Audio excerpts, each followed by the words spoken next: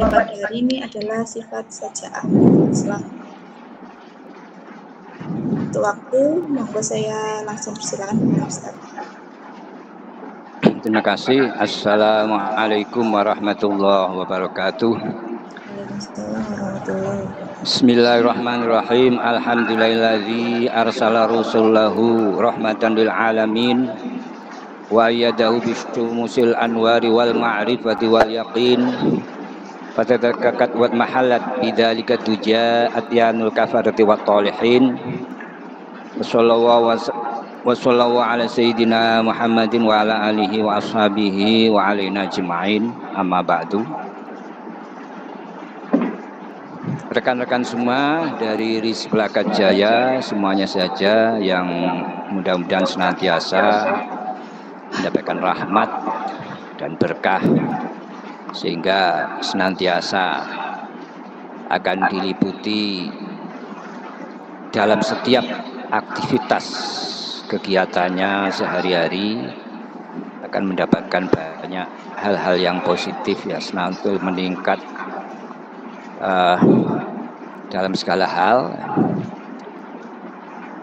Kali ini alhamdulillah kita bisa bertemu kembali, yang mana tema kali ini, tema pertemuan kita, kajian pagi ini adalah tentang asyaja'ah. Asyaja'ah dari sudut pandang ataupun perspektif Islam, ataupun lebih khusus lagi tasawuf. Sebelum kita menginjak ataupun lebih dalam, ya, lebih rinci membahas tentang asyaja'ah, perlu kita ketahui bahwa kita ini semuanya, ya, manusia kecuali nabi, ya, kecuali para nabi, semua di antara kita itu punya yang namanya segala sifat yang baik maupun yang jelek, ya. Jadi manusia ini selain nabi ini bahan baku, ya, bahan baku ruhaninya adalah tersusun ataupun terbuat, ya, dari dua hal, ya, yang saling kontra, ya, saling berlawanan, yaitu sifat-sifat baik semua ada pada diri kita, begitu juga sifat-sifat jelek semuanya ada pada diri kita. Jadi kita itu semua punya, ya, sifat baik semuanya ada, sifat-sifat yang jelek juga semuanya ada, ya. Itu kecuali nabi. Kalau nabi maka bahan baku, ya, rohaninya adalah hanya yang baik saja. Makanya para nabi ini maksum, tidak pernah keluar dari yang namanya ketaatan, ya. Jadi tidak pernah berbuat maksiat, tidak pernah berbuat yang bertentangan, ya, dengan syariat. Karena bahan bakunya, unsur penyusunnya adalah sifat-sifat yang baik semua. Beda dengan kita, ya. Kita ada semua unsur yang berlawanan, sifat yang berlawanan ada semua. Jadi kita tidak bisa mengklaim bahwa diri kita itu bersih ataupun tidak punya sifat jelek misalkan. Karena merasa kita baik sekarang, ya. Kita dalam kondisi orang yang taat, orang yang bisa melaksanakan perintah-perintah Allah, ya. Kita menjadi pribadi yang baik, ya. Itu tidak kok, kita itu tidak punya sisi jelek ataupun sifat-sifat yang jelek, punya semua. Ya sama juga sebaliknya orang-orang para penjahat misalkan, para preman yang dikenal masyarakat itu sebagai apa? Mungkin dianggap sampah masyarakat karena di situ pribadi ataupun perilakunya ini semuanya dianggap seakan-akan jelek semua, ya. Yang tampak itu jelek semua. Sebetulnya mereka juga punya sisi yang baik, sifat yang punya semua. Jadi sama juga dengan kita. Artinya apa? Kita semua itu punya potensi untuk bisa menjadi baik ataupun jelek, ya. Jadi kita itu, makanya kita tidak boleh bersikap sombong, merasa bahwa diri kita itu bersih, ya, merasa diri kita itu orang yang jauh ya, dari hal-hal yang jelek, karena kita punya potensi masing-masing punya. Artinya bahwasanya bisa saja ya, kalau kita itu tidak dalam inayahnya, maka tidak akan beda, tidak akan jauh beda dengan orang-orang yang ahli maksiat, ya, para penjahat dan sebagainya. Begitu juga sebaliknya, orang-orang yang dianggap jelek, orang-orang dianggap perilakunya itu tidak ada baiknya, jelek semua kalau yang tampak. Maka mereka juga punya sisi yang baik, sifat-sifat yang baik itu juga punya, artinya potensi untuk menjadi baik ya. Potensi untuk munculnya sifat-sifat yang baik itu dominan sehingga sifat jeleknya tertutupi, itu juga punya. Jadi kita yang baik, kita yang orang yang dianggap kita ini orang yang taat ya, orang yang soleh misalkan, maka kita tidak boleh menyombongkan diri ya, merendahkan orang lain ya. Karena itu tadi semua potensi ada. Begitu juga dengan orang-orang yang para ahli maksiat ya, orang-orang dianggap masyarakat perilakunya ini jelek semua, yang tampak jelek semua ya, ini jangan dianggap terus mereka itu selamanya seperti itu, mereka tidak pernah bisa menjadi baik, itu jangan. Makanya ada fenomena bagaimana seseorang yang asalnya ya mungkin pribadinya, perilakunya ya sangat-sangat dianggap tercela ya di masyarakat, tiba-tiba berubah menjadi pribadi yang soleh ya, pribadi yang baik. Nah, ini berarti menunjukkan bahwasanya di situ ketika inayah Allah, ketika hidayah dan inayah ini bisa sampai pada seseorang, maka yang tampak adalah sifat-sifat yang baik tadi, sifat-sifat yang jelek menjadi tertutupi. Nah, ini makanya yang harus kita pahami bahwa kita itu punya, sekali lagi, potensi-potensi itu punya semua. Kemudian bahwasanya karena kita semua punya itu, sedangkan di dalam agama kita inti daripada diutusnya Kanjeng Nabi, di mana Nabi bersabda, innama bu'itsu liutammimal akhlak, bahwa aku diutus ini adalah untuk menyempurnakan akhlak. Ataupun juga di dalam sabda Nabi yang lain, ad-dinu husnul khuluq, agama adalah akhlak yang baik. Artinya apa? Dari semua unsur penyusun kita yang baik dan buruk tadi, itu bagaimana agama ini bisa menghasilkan, bisa memproses ya diri kita, sehingga diri kita itu akan menjadi punya akhlak-akhlak yang baik, akhlakul karimah, sebagaimana tujuan daripada agama ini disyariatkan. Oleh karena itu perlu juga ataupun tidak bisa kita harus memahami, kita harus membahas tentang yang menjadi pangkal sumber daripada akhlak-akhlak karimah. Jadi ada 4 fundamen yang menjadikan akan melahirkan akhlak-akhlakul karimah tadi. Jadi kita itu dituntut untuk punya akhlak yang mulia, punya akhlak yang bagus, karena agama kita itu adalah intinya membentuk akhlak.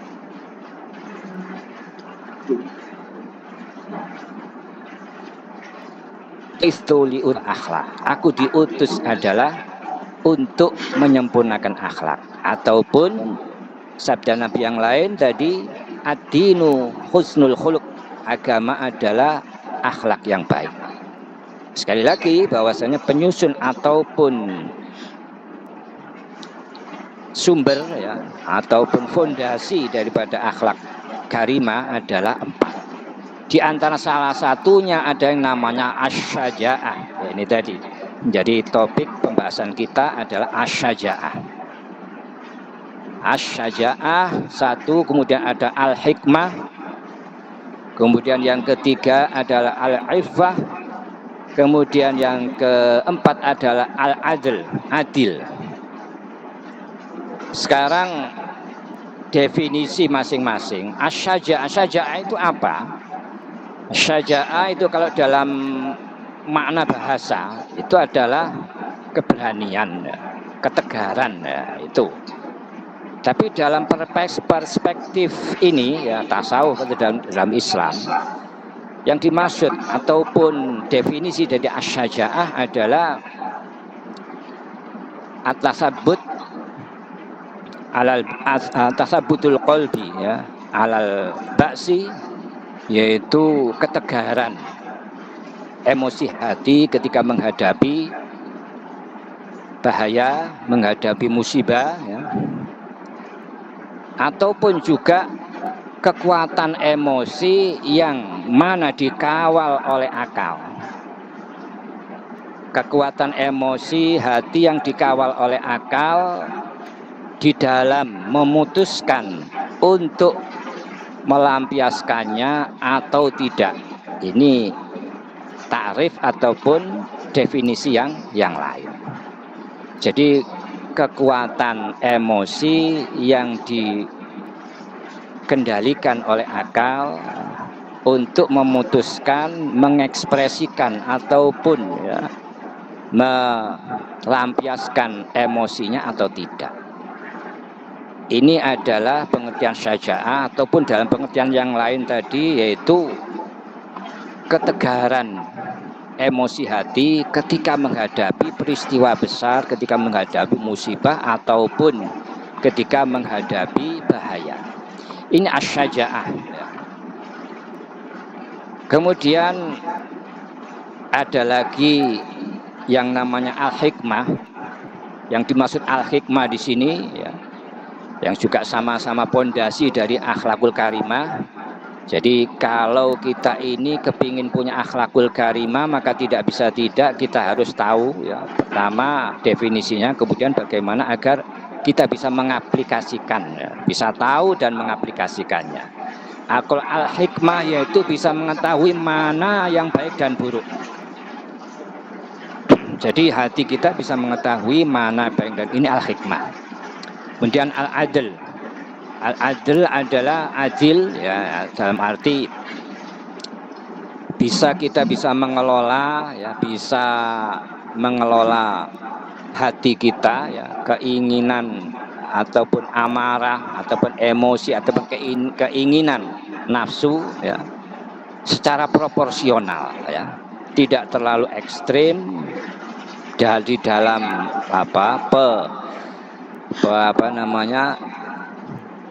pengekspresiannya ya, ataupun dalam pengendaliannya. Jadi adil ini proporsi ya, ataupun mengendalikan ya, emosi dan keinginan nafsu secara proporsional ya, tidak terlalu ekstrim ya, tidak dalam ekstrim dalam pengekspresiannya ya, ataupun dalam pengendaliannya. Ini adil. Kemudian ada yang namanya iffah. Iffah ini memimpin keinginan nafsu yang mana dimintin oleh akal kita dan syariat. Ini adalah 4 hal tadi. Jadi asy-syaja'ah, al-hikmah, al-adl dan al-iffah. Itu semua jika bisa diaplikasikan ya, bisa kita terapkan secara baik, maka akan membuahkan akhlakul karimah ya. Nah, ini untuk bisa mengaplikasikannya maka tidak bisa tidak harus ada ya namanya pendidikan, yang namanya kajian-kajian ya, itu harus ada mekanisme bagaimana agar ini bisa terbentuk, bisa teraplikasi dengan baik. Maka tidak harus ada kajian, harus ada ilmu ya, dan penerapannya ya, latihannya. Jadi tentu saja melalui pendidikan agama ya, kajian-kajian mau'idhah hasanah, itu semua adalah dalam rangka ini tadi, untuk membentuk karakter akhlakul karimah tadi, yang mana pondasinya 4 tadi. Baik rekan-rekan, bahwa tadi perspektif ya, menjadi tema tadi adalah perspektif syaja'ah. Mungkin ada apa namanya pemahaman yang bisa jadi bertentangan, yang tidak sama, atau pemahaman yang salah terhadap makna syaja'ah tadi. Itu di kalangan orang awam atau kebanyakan sering terjadi, bahwa syaja'ah itu difahami adalah sebuah keberanian ya. sebuah keberanian ya, untuk melampiaskan emosi dan harga diri, yang terkait dengan harga diri. Nah, ini adalah sebuah kesalahan, karena ini adalah, kalau itu yang dipahami pengertian ini, itu sebetulnya justru adalah penyakit hati yang harus dibersihkan. Kenapa? Dikarenakan pengertian seperti itu artinya bahwa orang menganggap bahwa jika bisa menunjukkan amarahnya, menunjukkan emosinya, menunjukkan siapa dia, harga diri dia, itu dianggap sebuah syaja'ah ya, sebuah keberanian, sebuah kesatriaan. Itu salah ya. Karena apa? Karena dari perspektif tadi, asyaja'ah itu adalah pengendalian ya, kekuatan emosi yang didasarkan atas pengendalian akal, pengendalian agama ya, dasar atas tadi, untuk membedakan mana baik yang perlu hikmah tadi, kemudian secara proporsional dan terukur ya. Nah, ini artinya bahwasanya kalau kita ada fenomena, mungkin ya, mohon maaf, ada fenomena carok misalkan, itu menurut sebagian orang awam itu dianggap menunjukkan kesatria, jiwa keberanian kesatria. Itu bukan. Justru ini adalah penyakit hati ya. Justru ini adalah kebodohan ya. Karena itulah menunjukkan bahwa kekuatan nafsu itu lebih dominan di syariat yang dilanggar. Ada dampak-dampak yang justru dampak lebih besar yang membahayakan, yang madharat ya, itu juga yang akan diterima. Artinya bahwa di situ kontrol akal, kontrol agama ya, ataupun lepas kendali ya, nafsu ini dilampiaskan ya, nafsu ini dominan untuk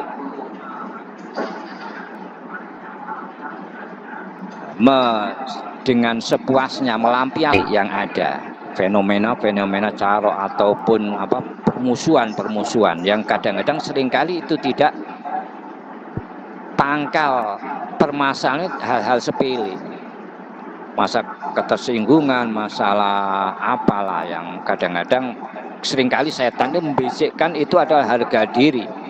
Jika kita diam itu kan seperti itu. Kita marah, kita tersinggung, kita ini merasa dihina ya. Kita itu merasa disakiti dan sebagainya. Itu di situ akan muncul bisikan-bisikan bahwa kalau kita tidak membalas, kalau kita tidak melampiaskan emosi kita, maka kita akan menjadi lemah, posisi kita lemah, kita akan menjadi hina dan sebagainya. Bahwa memang benar rekan-rekan semuanya, kita itu harus punya emosi, yaitu ada dasar dari sikap kita, yaitu emosi terhadap, kita tidak akan menerima terhadap kemungkaran, itu harus ada ya. Kemaksiatan, kemungkaran, kita harus punya emosi, kita harus merasa tidak senang ya, tidak terima terhadap adanya kemungkaran, itu harus ada. Akan tetapi yang menjadi ini tadi intinya, asyaja'ah ini ditempatkan seperti apa?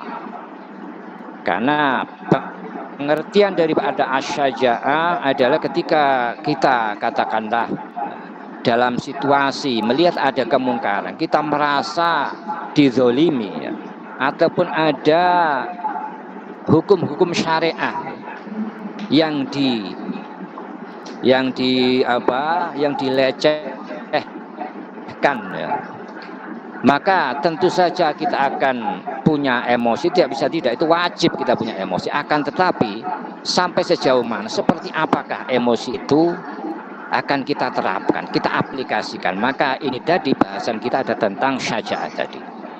Jadi asyaja'ah tadi berarti kita bisa mengelola ya, emosi kita ya, sesuai dengan konteksnya, secara proporsional, secara sesuai dengan aturan-aturan agama. Katakanlah satu contoh ya, kita menjumpai ya, di dalam keluarga kita, mungkin anak kita ataupun istri kita, suami kita ya, ada hal-hal melakukan hal yang mungkar ataupun yang menjadikan kita ini marah ya. Ya tentu saja asyaja'ah ini harus ada penerapan asyaja'ah secara sudut pandang ya, agama itu perlu ada. Kalau memang ada kemungkaran, prinsip itu harus kita tegakkan. Kita harus marah, kita harus tidak terima, kita harus emosi terhadap adanya kemungkaran itu tadi. Tapi bagaimana aplikasinya, maka itu perlu, penting sekali. Pertama yaitu kita bisa menahan amarah, jangan sampai amarah kita lampiaskan sehingga kita menerjang ya hukum-hukum agama. Katakanlah anak kita tempeleng misalkan, itu juga jelas sudah melanggar aturan agama. Ataupun kita sakiti dengan kata-kata yang tidak sesuai dengan konteks anak kecil. Oleh karena itu kalau kita melihat, ini menarik sekali rekan-rekan, saya tadi dari TK kan ini tadi ya, mengajarkan pendidikan ketika melihat anak-anak kecil. Anak-anak kecil tadi ketika ada di situ hal-hal yang merugikan ya, hal-hal yang membahayakan diri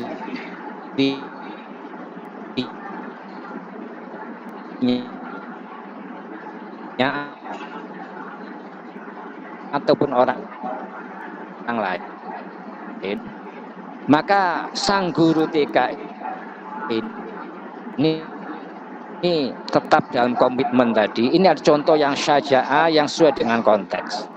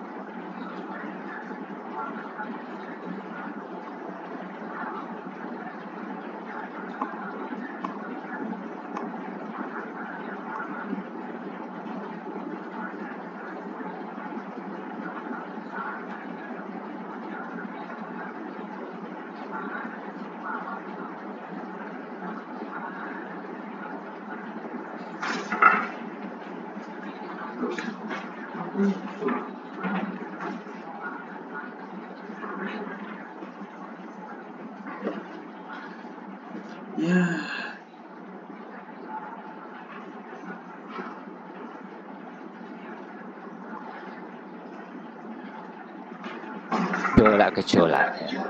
Nah, ini tentu butuh latihan-latihan. Tidak segampang kita ngomong, tidak segampang teori.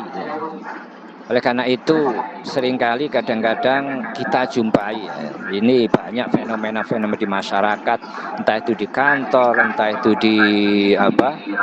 di masjid ataupun dimanapun. Seringkali hal-hal yang ini asyajaah ini tadi kadang-kadang tidak bisa diterapkan sesuai dengan apa yang kita bahas sekarang ini. Kadang seringkali ini kadang-kadang ada fenomena di mana anak-anak kecil, kita ada pernah itu dibahas, anak-anak kecil tadi generasi-generasi penerus itu banyak yang enggan ke masjid. Kenapa? Ternyata karena sering dibentak, sering dimarahi oleh para takmir. Nah, ini berarti asyajaah di situ dia bisa diterapkan dengan baik. Artinya apa? Bahwa kalau memang anak kecil tadi ini dianggap mengganggu, dianggap perilaku ataupun mungkin dunia anak kecil kan bermain tentu saja akan ini di dalam tempat ibadah ini tentu saja ada yang bisa menjadikan ibadah ini terganggu, menjadikan hal-hal yang tidak menyenangkan bagi takmir ataupun jamaah. Ya tentunya perlu adanya pengelolaan ini tadi, bahwa asyajaah itu bisa ditanggung secara benar, bahwa prinsip kita memang harus kita hilangkan. Jangan sampai anak kecil tadi mengganggu, tapi jangan sampai anak kecil tadi lari dari musola, dari masjid, sehingga yang terjadi banyak yang jauh dari masjid, pergaulan di luaran yang tidak terkontrol, lari dari sumber dari ini berkahnya masjid tadi, berbalik menjadi sebuah hal yang kontraproduktif. Adanya generasi-generasi yang enggan di masjid itu jauh dari masjid, yang jauh dari agama. Nah, ini kan bahaya sekali. Nah, makanya ini tadi adalah perlu kita itu mengkaji, kita itu belajar tentang hal-tentang asyajaah tadi. Jadi bagaimana kita bisa memanage bisa memaintain tadi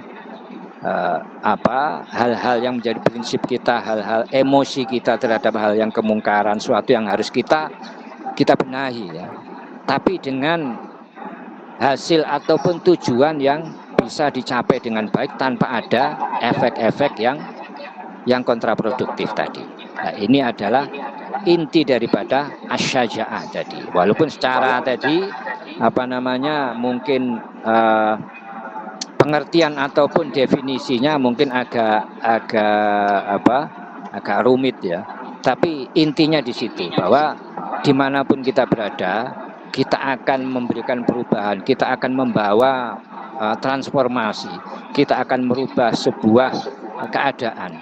Maka asyajaah itu dibutuhkan dalam arti tadi, dalam perspektif sajaah Islam dalam perspektif Islam ataupun tasawuf, yang artinya itu tadi, bahwa segala apa yang kita ekspresikan, ketidaksenangan kita keinginan kita tadi, ini betul-betul dilandasi dengan betul-betul dipikir, betul-betul dengan ukuran-ukuran, dengan bisa memilah dan mengukurnya, bisa proporsional, bisa dengan disiasati dengan baik Dan itu semua tidak mudah, sekali lagi, karena seringkali terjadi orang sudah paham teorinya seperti itu, tapi ketika menghadapi permasalahan yang terjadi justru tidak kuat menahan emosi, tidak menahan gejolak emosinya tadi, sehingga yang terjadi ini tadi kontraproduktif, yang hasilnya banyak orang misalkan bukannya bertambah baik tapi menolak ataupun terjadi permusuhan dan sebagainya. Nah, ini teori sekaligus terapan itu penting sekali. Jadi kalau dalam kajian seperti ini kita membahas tentang karakter, itu tidak segampang kita ngomong, kita berteori, tapi itu perlu latihan perlu upaya-upaya Di samping kajian-kajian ini tadi juga ada upaya-upaya melatih diri tadi Ada praktek-prakteknya yang harus kita jalani. Karena seringkali tidak segampang yang kita ucapkan. Jadi seperti halnya tadi bahwa kalau kita pas emosi mungkin sambil berdiri, maka kita upayakan duduk untuk mengurangi emosi, meredam emosinya. Ataupun ketika kita emosi sedang duduk, kita redam emosinya sambil tiduran misalkan. Itu termasuk upaya-upaya di situ. Ataupun juga disunahkan ketika kita emosi, kita itu mengambil air wudhu. Kita mengambil air wudhu. Kenapa? Karena unsur air ini berlawanan dengan unsur dari emosi yang mana dari api. Jadi air ini akan memadamkan api. Ini diantara kesunahannya. Dan itu pengetahuan semacam itu seringkali kadang-kadang kita tahu tapi ya kita lupa ataupun mungkin kita tidak terbiasa ya untuk ataupun tidak terlatih untuk melakukannya contoh-contoh semacam itu. Jadi sekali lagi kita membahas tentang asyaja'ah ya dari sisi asyaja'ah saja itu juga terkait dengan tadi al-hikmah bagaimana membedakan mana yang baik dan buruk. Kemudian ada al-adl secara proporsional yang pengendalian emosi dan keinginan nafsu kita ya, sehingga tidak terlalu ekstrim ya, tidak tercondong ke kiri atau ke kanan. Kemudian juga iffah, yaitu bagaimana agar keinginan nafsu kita itu bisa di-maintain dengan baik oleh akal dan syariat. Nah, itu semua adalah pangkal daripada pembentukan ya. Pembentukan akhlakul karimah, yang mana akhlakul karimah tadi adalah tujuan inti daripada Nabi Muhammad diutus. Artinya agama itu intinya adalah jadi husnul khuluq, adalah akhlakul karimah, yaitu penerapan daripada keimanan ya, keyakinan, kemudian sikap-sikap yang sesuai dengan aturan-aturan syariat. Mungkin sampai di sini ya kurang 15 menit, barangkali ada keterangan yang perlu ya masih perlu diperjelas. Monggo ditanyakan ya, ataupun mungkin yang di luar tema tidak apa-apa ya. Jadi monggo kesempatan 15 menit ini ya yang tersisa ini pertanyaan-pertanyaan monggo.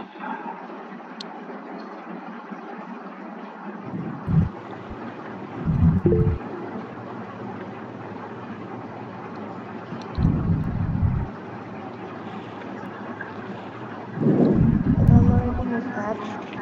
Oke, monggo. Ya, terima kasih atas kesempatannya. Ya. Saya ingin bertanya mengenai sifat as-saja'ah. Apa namanya? Mana yang harus diutamakan Ustaz? Berani mengungkapkan sesuatu atau memegang sebuah rahasia itu Ustaz? Oke.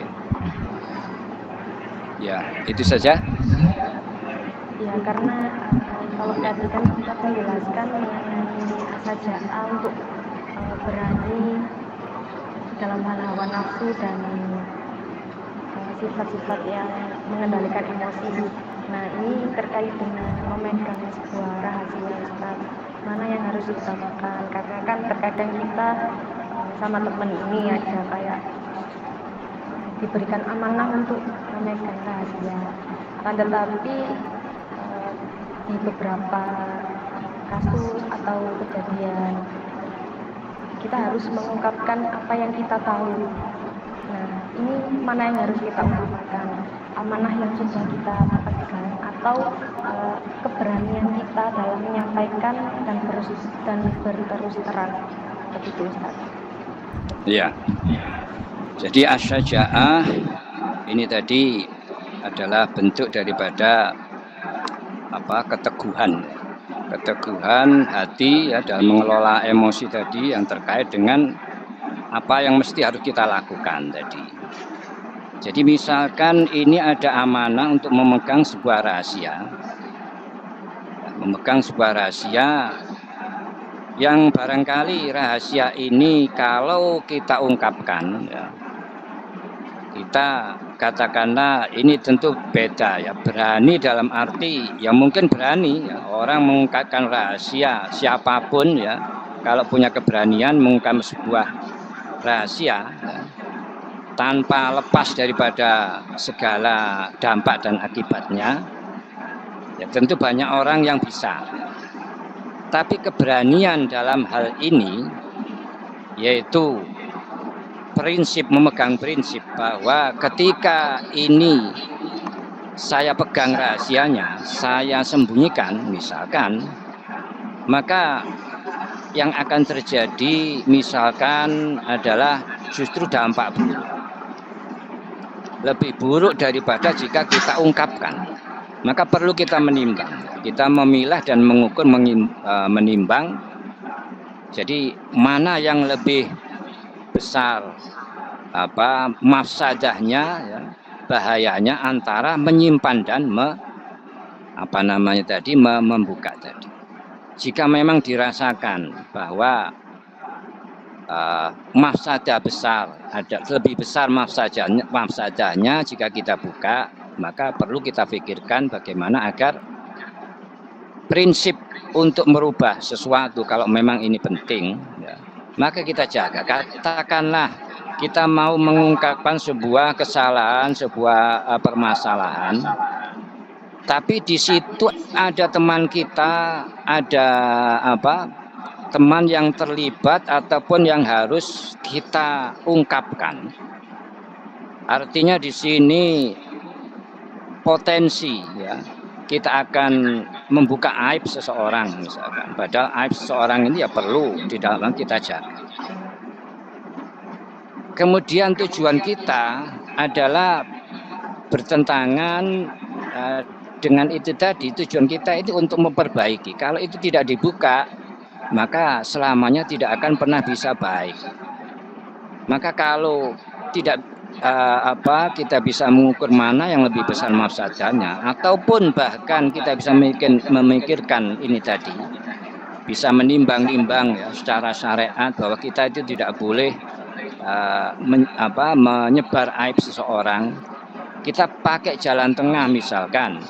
Kita bisa menyelesaikan permasalahan ini, mengungkap ini sehingga permasalahan ini bisa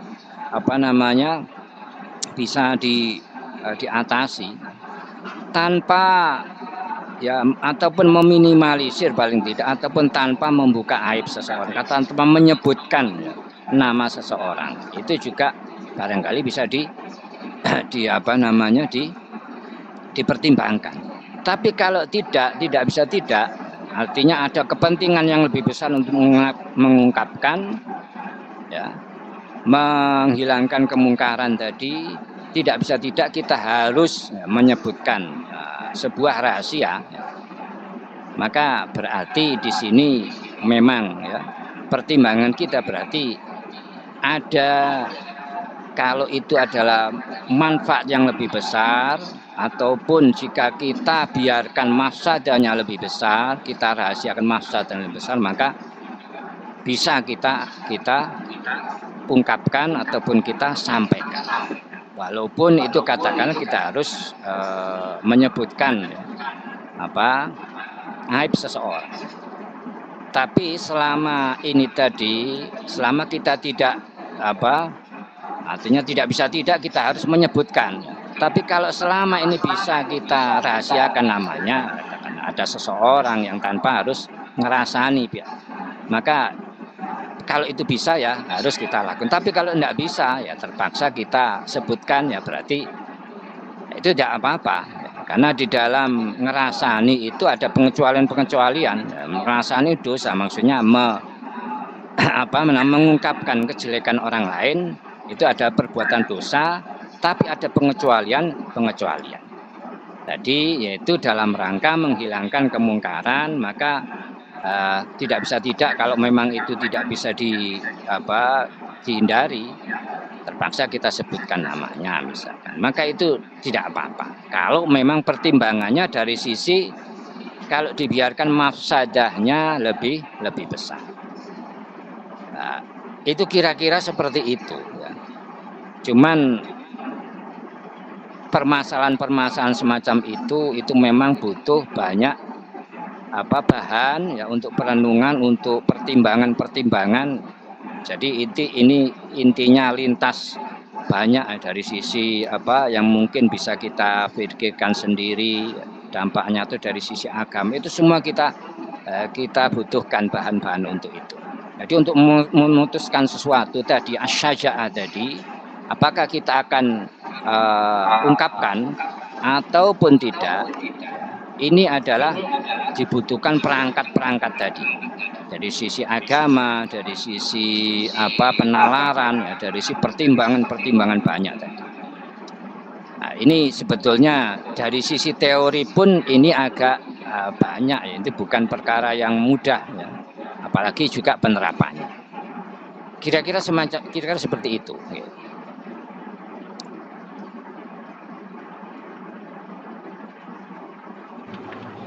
Baik, terima kasih Ustaz. Ya, sama-sama. Monggo, masih tersisa ya kira-kira 7 menit. Barangkali satu pertanyaan lagi.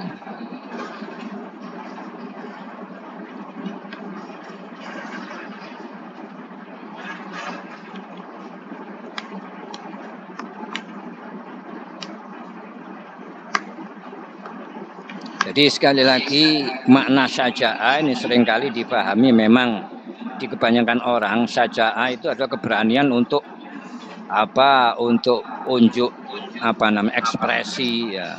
Kadang-kadang teriak-teriak ya, mengecam seseorang, menjelek-jelekan orang ataupun menunjukkan apapun ya yang dia ini ingin sampaikan ya. Itu kadang-kadang itu yang dianggap syaja'ah. Itu sebetulnya itu salah ya. Syaja'ah tadi adalah bukan seperti itu. Memang itu secara bahasa mungkin seperti itu, keberanian. Tidak peduli baik ataupun jelek, tidak peduli ini dari sudut pandang agama, ini baik atau tidak, ataupun ini proporsional atau tidak, ya. Ini sesuai dengan konteksnya atau tidak. Dan ini seringkali dipahami masyarakat seperti itu. Tapi asy-syaja'ah sekali lagi dalam pembahasan kita perspektif Islam ya, dalam tasawuf adalah sebuah pengendalian emosi. Kekuatan emosi ini bagaimana bisa kita aplikasikan ya, dengan landasan akal, agama ya, segala pertimbangan ya, dengan konteksnya ya, semuanya itu kita aplikasikan ataupun sebaliknya tidak kita lakukan. Ini yang namanya syaja'ah. Jadi ataupun dalam versi lain ya, definisi syaja'ah itu tasabbutul qalbi alal ba'si, yaitu daya tahan ataupun kemampuan ketegaran ya, emosi hati dalam menghadapi sebuah bahaya ya, ataupun musibah. Jadi di antara manusia para sahabat ya, yang punya syaja'ah tertinggi adalah Sayyidina Abu Bakar. Kenapa demikian? Itu kadang pertanyaan itu loh. Kok Sayyidina Abu Bakar orangnya kan sangat penyabar ya. Orangnya kan lemah lembut misalkan. Nah ini perlu diketahui bahwa kembali pada definisi bahwa syaja'ah tadi kemampuan ketegaran ya, dalam menghadapi ya ketika mengelola emosi tadi dalam menghadapi sebuah bahaya ataupun musibah yang besar. Yaitu musibah terbesar umat Islam adalah ketika Nabi Muhammad itu wafat. Semua para sahabat ketika itu dalam keadaan goncang semua. Tapi ketika itu yang paling tegar adalah Sayyidina Abu Bakar, paling tegar. Ini menunjukkan bahwa Sayyidina Abu Bakar punya syaja'ah yang paling kuat di antara para sahabat. Jadi sekali lagi pengertian tadi asy-syaja'ah tadi tidak kok difahami asal berani tanpa memikirkan dampaknya, asal berani tanpa dikawal ya, tanpa dalam framing dari agama ya. Itu satu hal yang keliru. Jadi sekali lagi asy-syaja'ah adalah kemampuan kita mengelola emosi kita, ya, bagaimana kita bisa mengaplikasikan emosi kita dalam mengambil keputusan, ya. Ini adalah syaja'ah tadi dengan pertimbangan akal, pertimbangan syariat, pertimbangan konteks dan sebagainya. Ini adalah asyaja'ah. Ya. Jadi bukannya terus kita itu menunjukkan kita berani terhadap pimpinan, kita berani terhadap teman, kita berani marah terhadap siapapun, ya. Mengungkapkan ekspresi pada siapa ini dianggap syaja'ah. Ya, tidak. Jadi ini tadi kalau memang perspektif yang kita bahas perspektif Islam tadi, artian syaja'ahnya tadi. Jadi dengan syaja'ah ini maka menjadikan buahnya adalah ada akhlakul karimah. Jadi akhlakul karimah ketika kita bergaul di dalam masyarakat, ketika kita melakukan upaya-upaya untuk transformasi, ini akan bisa berjalan baik, akan bisa diterima dengan baik, ya, akan menjadikan hasil yang baik tanpa adanya efek-efek yang tidak kita inginkan. Mungkin sampai di sini karena waktunya tinggal 1 menit, ya. Barangkali keterangan saya ini masih mungkin kurang bisa dipahami dengan baik. Monggo, saya terbuka sekali untuk menerima pertanyaan melalui WA pribadi, monggo, ataupun dengan tema-tema yang lain, monggo. Saya sangat terbuka sekali, sangat senang sekali. Mudah-mudahan kajian ini memberikan berkah manfaat bagi kita semua. Kita tutup wallahu a'lam bishawab. Wassalamualaikum warahmatullahi wabarakatuh.